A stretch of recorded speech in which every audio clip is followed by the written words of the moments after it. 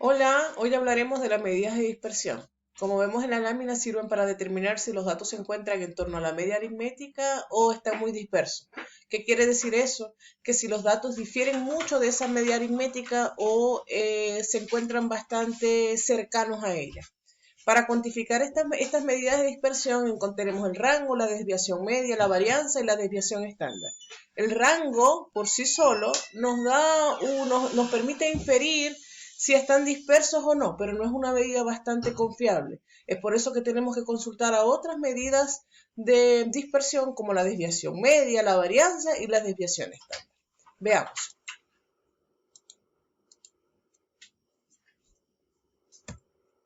¿Qué necesitamos saber? Primero, diferenciar entre problemas con datos agrupados y problemas con datos no agrupados. Observemos, hay una diferencia palpable entre los datos agrupados y los datos no agrupados. En los datos agrupados vemos que hay intervalos, ¿ya? Hay intervalos. Y hay una frecuencia para cada intervalo. ¿Qué quiere decir esta tabla? Miremos. Ahí se percibe el número de habitantes de acuerdo a grupos de 0 a 14 años, hay 665 habitantes. De 15 a 24 años hay 527 habitantes y así sucesivamente.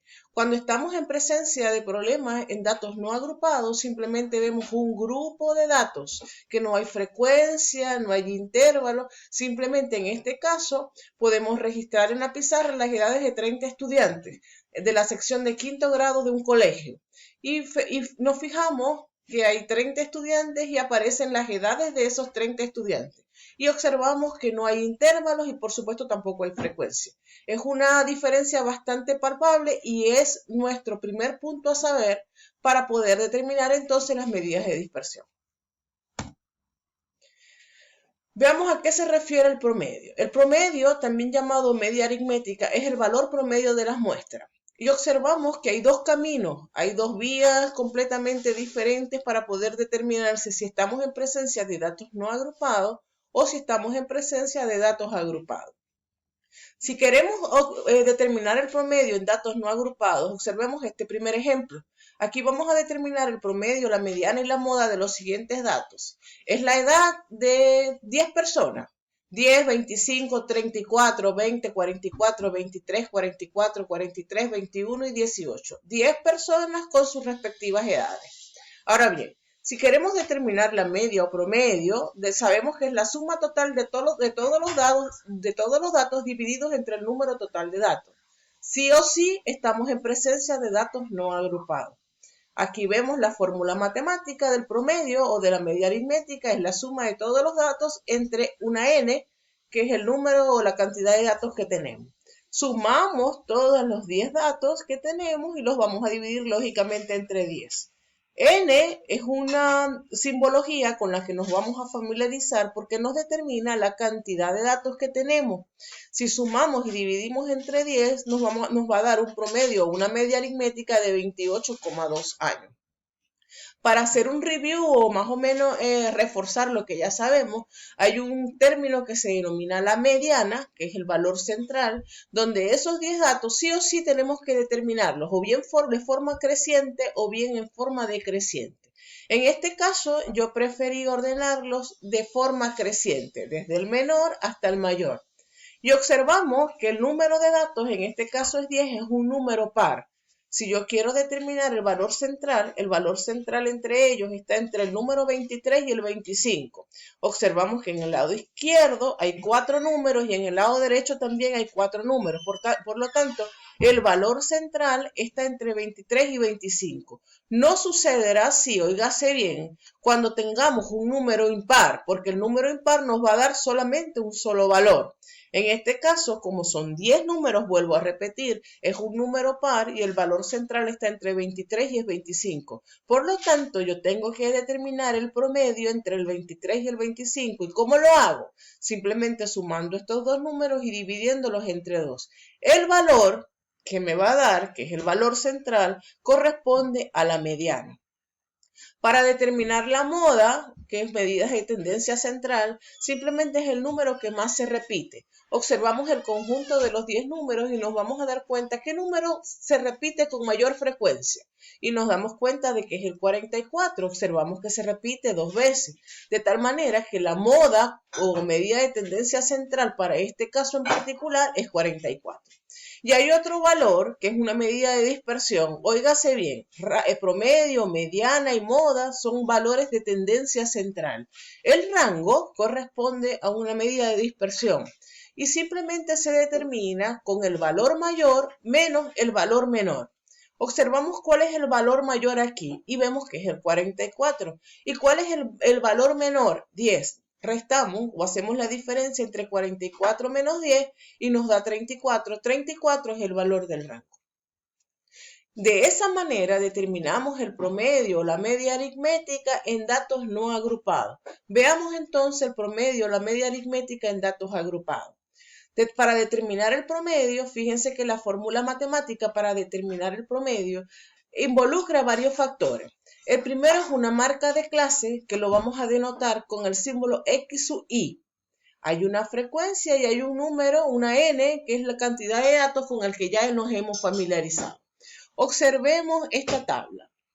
Observamos esta tabla y observamos la diferencia de los datos agrupados con los datos no agrupados. Y observamos que tenemos intervalos. Fíjense que esta tabla habla por sí sola. Esta tabla es la masa corporal de estudiantes de primero medio. Y aquellos cuyo peso esté entre 50 y 55 kilogramos, tenemos 6 estudiantes. Aquellos estudiantes que están entre 55 y 60 kilogramos, tenemos 13 estudiantes. Y así sucesivamente.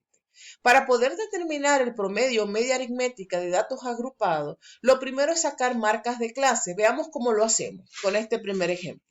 La primera marca de clase entre 50 y 55. Determinamos el promedio entre 50 y 55, 50 más 55 partido en 2 y nos da 52,5. 52,5 corresponde a la primera marca de clase. Y así lo vamos a hacer con todos los otros intervalos que tengamos. De esa manera determinamos para todos los intervalos nuestras marcas de clase.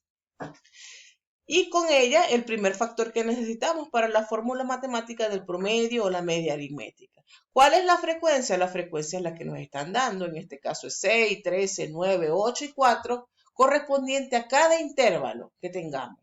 Y n es la suma de todas las frecuencias. Si nuestra tabla, oígase bien, no se da la frecuencia, nosotros tenemos que determinar lógicamente n sumando cada una de esas frecuencias. Ese es el valor de n, que en este caso es 40. Procedemos a reemplazar en la fórmula la marca de clase por la frecuencia. Es una sumatoria. Aquí está. Marca de clase por frecuencia. Marca de clase por frecuencia. Y reemplazamos en nuestra fórmula y luego dividimos todo entre 40. En este caso en particular, el promedio aritmético o promedio o media aritmética nos da 2.455 partido en 40, que nos da un 61.375 kilogramos. Ese es el promedio o media aritmética de este problema en particular, donde practicamos con datos agrupados. Continuamos.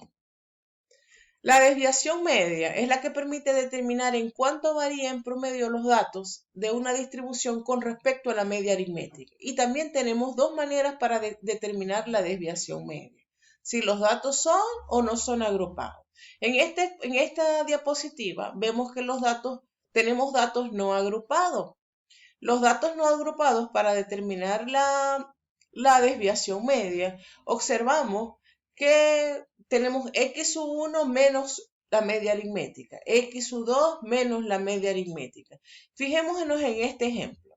Determinamos la desviación media de este conjunto de datos, que es el mismo ejemplo de la diapositiva anterior, donde el promedio o media aritmética es 28,2 años y n es igual a 10 porque tenemos 10 números, o es la cantidad de datos que tengamos.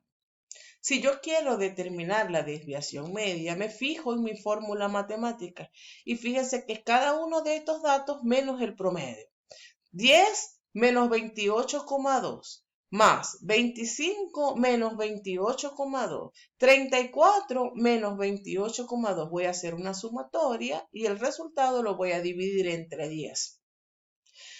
Observamos que si en una de estas operaciones, oígase bien, el resultado nos da negativo, lógicamente esto está encerrado en valor absoluto, por lo tanto el número que voy a contemplar es un número que siempre va a ser positivo. Algo importante para descubrir si estamos haciendo las cosas bien. Si nosotros todos estos valores los contemplamos con el signo tal cual como está, por ejemplo, aquí 10 menos 28,2, lógicamente nos va a dar menos 18,2. Si lo contemplamos con el signo negativo, esta suma algebraica de valores positivos y negativos siempre y en todos los casos nos tiene que dar 0. Si eso no sucede, la recomendación es volver a revisar el ejercicio porque debe haber una falla en algún lugar. Ahora bien, considerando los valores positivos, los sumamos y los dividimos entre 10 y nos va a dar entonces un valor que es la desviación media para datos no agrupados. En este caso en particular nos dio 10.44. ¿Qué significa este valor? Es una desviación media bastante alta. Significa que los datos están dispersos con respecto a la media. O sea que si la media es 28,2, cada uno de estos datos, ¿verdad?, que tenemos es bastante distante con respecto a la media y por lo tanto no es tan confiable como en aquellos donde el promedio es más cercano o donde no existe mucha diferencia entre cada uno de los datos y su promedio. Aquí le coloqué una observación como para hacer referencia. Recuerda que en operaciones donde el resultado sea negativo debes cambiarlo a positivo porque tenemos en la ecuación entonces el valor absoluto. Sigamos. La varianza y la desviación estándar permite también cuantificar la dispersión de los datos y es muchísimo más confiable que la desviación media y que el rango. Y también hay dos maneras de determinarse dependiendo si los datos son o no agrupados. Veamos en datos no agrupados, tenemos la fórmula de la varianza. Y fíjense que en esta fórmula de la varianza difiere de la anterior porque cada factor está elevado al cuadrado. Esa es la única diferencia que tiene con la desviación media. Vemos el mismo ejemplo, vamos a determinar en este caso la varianza, tenemos un promedio o media aritmética y tenemos a n, que es el número de datos que tenemos. Y procedemos a reemplazar en la fórmula. Fíjense que x1, x2, x3 hasta xn va a corresponder en la ecuación con el número de datos que yo tenga. Y en este caso el promedio o media aritmética va a ser constante para todos los casos, que en este caso en particular es 28,2. Y n es 10, que es el denominador que tenemos. Procedemos a reemplazar.